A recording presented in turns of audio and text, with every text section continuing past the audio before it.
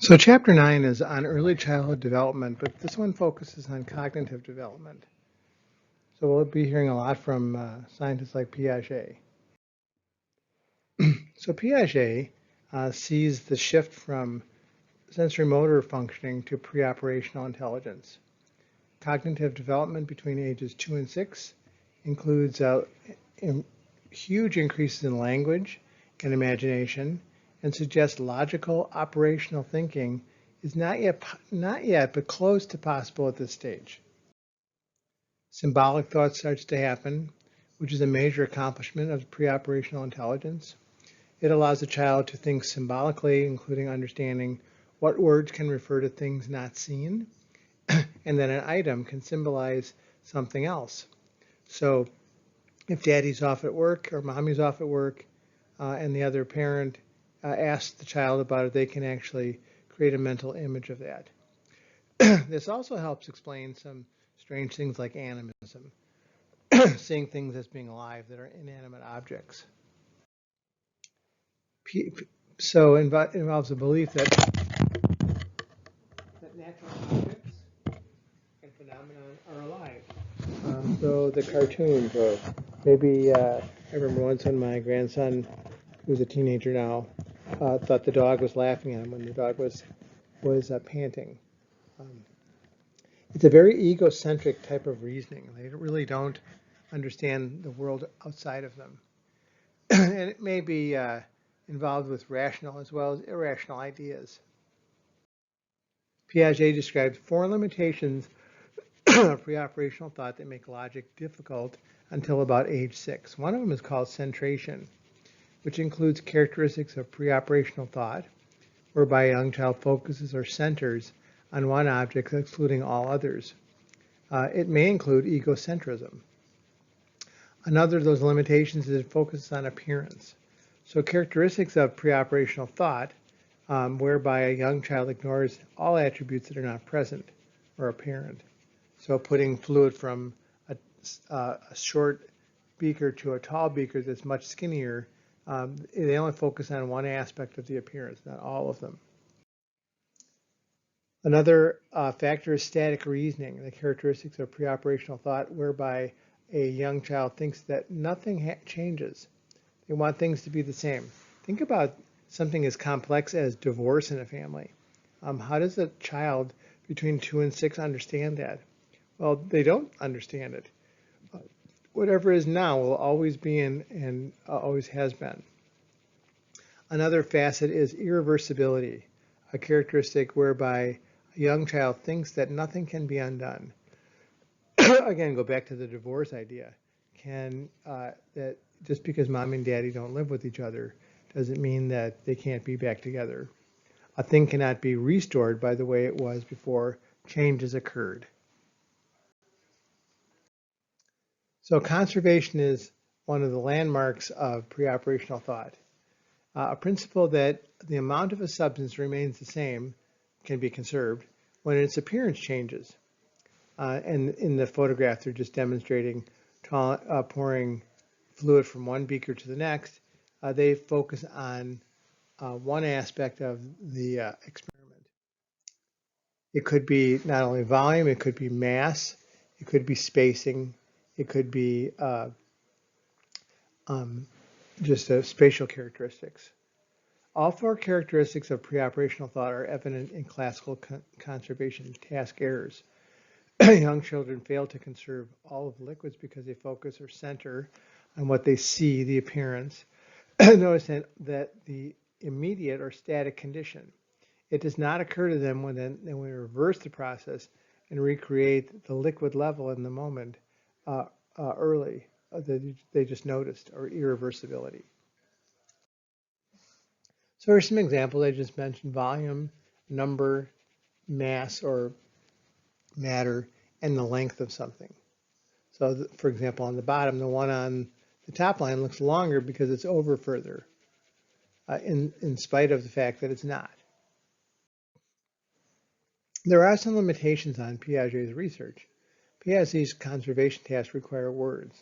And remember that between 2 and 6, language has some limitations. Modification of the task results in better performance in younger children. Piaget underestimated the cognition during early childhood. Vygotsky is another developmental psychologist that we want to talk about. Every aspect of the child's cognitive development is embedded in what Vygotsky saw as a social context. So he basically thinks that children do an apprenticeship in thinking. Someone whose intellectual growth is stimulated and directed by older and more skilled members of society, like grandparents or parents. Mentors present challenges, offer assistance without taking over, or at least they should, add crucial information, and they encourage motivation for you to keep trying. Guided participation is the process by which people learn from others who guide their experience and exploration. So would you be learning something if the guided participant, the person who was doing the guided participation took over? Probably not. The zone of proximal development is that skills a person can exercise only with assistance, not independently yet. So some are more distal and some are more proximal. We use scaffolding, a temporary support that allows the learner's needs and abilities to be aimed at helping the learner master the task in a given process. So when you see T-ball or baseball and you use a T stand for the ball, that's in a way kind of scaffolding.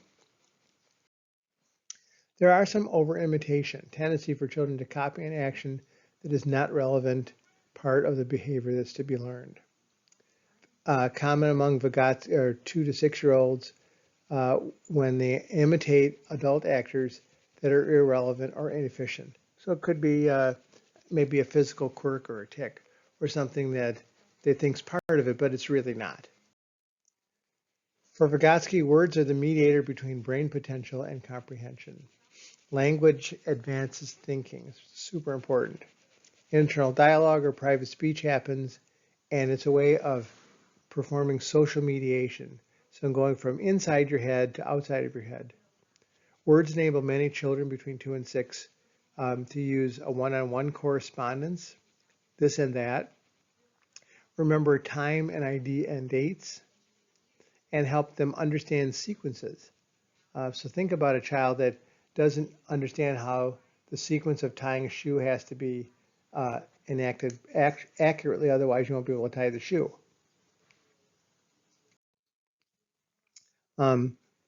Sometimes words fail, but not always.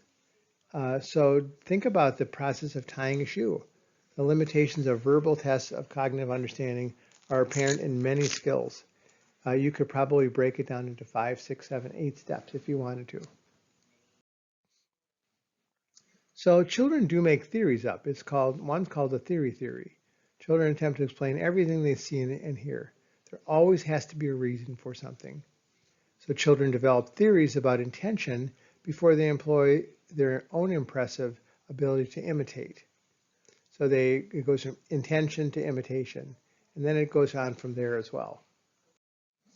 One of them is called the theory of mind. It involves a person's theory of what people might be thinking. So a child is making a guess at what's in your mind. More often than not, though, they think it's what's in their mind. It's slow to develop, but typically begins in most children about the age of 4.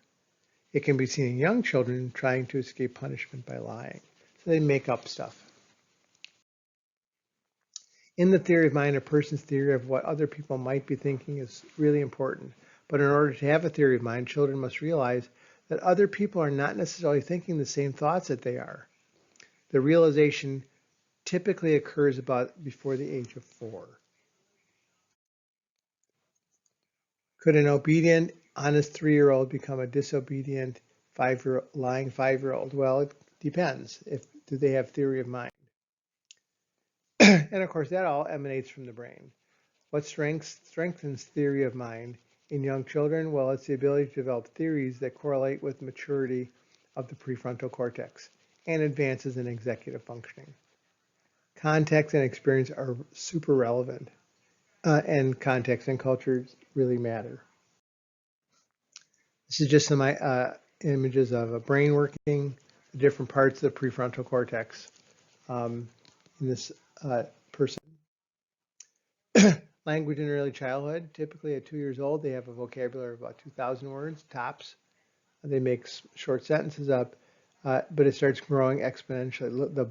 The lower end between 2 and 3 is a tenfold increase, whereas the upper end of words is about a 200% increase. At 4 years old, we're up to about 10,000 words. 6 years old, about 30,000 words. Holy smokes. And they start making sentences that make sense. So there are lots happening in this time period. Language, of course, is pivotal to every kind of cognition in early childhood, and it's really the limitation. Early childhood is a sensitive period or best time to master vocabulary, grammar, and pronunciation. And how do you use those? How do you gain that? You gain that through experience, through someone talking to you. The average child knows about 500 words at 2, and it has gone up 20-fold by the age of 6. There's a vocabulary explosion. Vocabulary grows quickly and comprehension greater than production. So they understand receptive language is much better than expressive. Verbs, adjectives, adverbs, conjunctions, and many others, including nouns, become mastered. And they do this thing called fast mapping, where speedy and sometimes imprecise ways in which children learn new words by tentatively placing them in mental categories according to some perceived meaning. And you see this all the time in 4 and 5-year-olds. Words and the limit of logic are important. Logical extension is really closely related to fast mapping. It occurs when children use words to describe objects in the same category. So they may have some similarity based on maybe a perceived aspect of it. Strategies and experiences for literacy include code-focused teaching, book reading, which is always great, parent education, teaching parents how to stimulate their kids, language enhancement, and of course preschool programs. It really cuts down and speeds up. Speeds up kids' cognitive development as language enhancement at preschool. Acquiring grammar is tricky. It structures, techniques, and rules that communicate meaning to other people. Word order and word repetition, prefixes, suffixes, intonations, emphasis, all are important. But you notice even immigrants or people that don't speak English, when they try to, the most common errors they make are grammar errors. One of them is over-regularization, which is the application of rules of grammar even when exceptions occur. It makes language more regular than it actually is. Learning 2 languages can be tricky. Lower school achievement can happen, diminished self-esteem, and inadequate employment if a child does not learn English proficiency. Young bilingual children cite both languages in the same area of the brain. So Broca's and Wernicke's area process both Spanish and English, for example. Adult second language learners usually show different activation sites in each language and are slowed down. So the reason that kids learn quickly is they're using the same language areas. Adults don't do that. As a rule of thumb, the younger, the better if you're going to master English. Of all the school children whose home's language is not English, this is a proportion who, according to their parents, speak English well. Immigrant children who attend school even always master English within 5 years. How do we learn language and why? Well, position 1 is that young children who are taught language might become semilingual or not bilingual, at the risk of delay, incomplete, and possibly even impaired language development. Position 2 says that soon after the language explosion, children who do not hear 2 languages since birth usually master 2 distinct sets of words and grammar, along with each language pauses, pronunciation, intonation, and gestures. Proficiency is directly related to how much language they hear. So if you don't hear it, you won't remember it. Language loss and gains happen. We have these things called language shifts. We become more fluent in the school language than in their home language.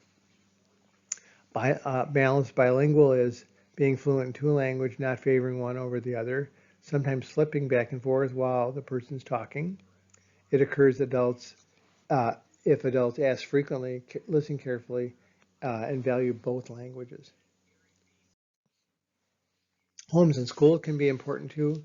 It's where quality matters. If the home educational environment is poor, a good preschool program aids health, recognition, and social skills. If the family provides extensive learning opportunities like going to the library or to a museum, for example, or reading to the child, and encouragement, the quality of the preschool is less crucial. And as they say, the times are changing. This goes from 1965 to 2010. On the bottom are 3-year-old to 4-year-olds going to those programs. You can see it's up dramatically since 1995. Whereas 5 and 6-year-olds going to school hasn't really changed too much. And of course, it leads to kids going to college. Early childhood education includes child-centered programs that stress children's natural inclination to learn through play rather than following adult directions. It encourages safe, self-paced exploration and artistic expression. It shows the influence of Vygotsky, who thought that children learn through play and other children with other children and through cultural practice that structure life. So there is importance to having structure in a child's life.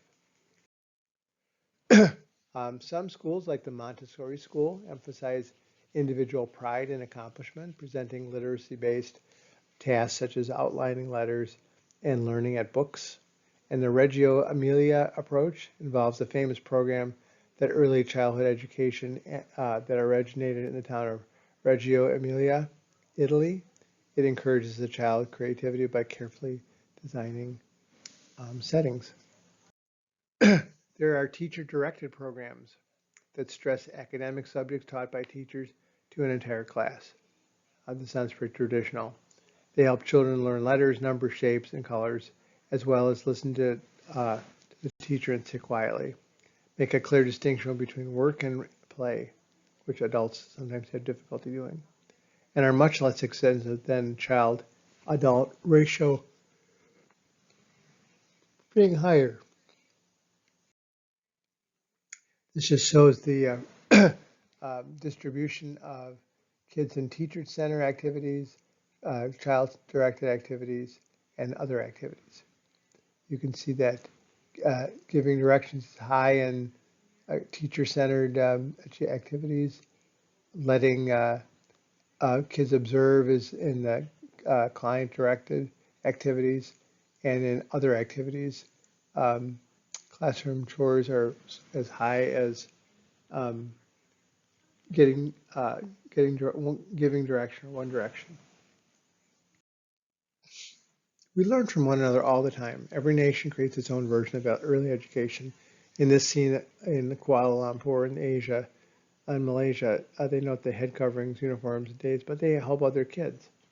This has always been the case in education, which may be one of the drawbacks of this whole COVID epidemic, is kids not being able to really interact with each other, which is why one of the reasons, because besides the cost, that you have so many kids in a classroom. Intervention programs like Head Start have been around for decades, begun in 1965, and has been funded by the federal government. Initially, the program was thought to be highly successful at raising children's intelligence, but 10 years later, early gains were found to fade. Is it a program that's not worth revisiting and studying? Of course not. Early childhood education is really important, especially for families that don't have parents available or families available to teach children at home. Bilingual education, of course, is part of early childhood education. My son in Arizona has his 2-year-old involved in daycare with a person who teaches him Spanish. Successful strategies are very depending on the child's home, their background, the child himself or herself, and national values. Programs containing English and Spanish are pretty common and are more successful than immersion kinds of programs. There are some long-term gains. Early intervention is effective if it is sufficiently intense with effective teachers. Not everyone that teaches in these classes knows a lot about what they're doing. There is evidence. You can look at the evidence if you like to later on. The long-term perspective is that 40 states sponsor public education for young children, although usually only for low income 4-year-olds. Probably the state that leads the most in this is Oklahoma. There are 4 states. The other 4 states have given time to catch up to them. They include Alabama, Alaska, North Carolina, and Rhode Island.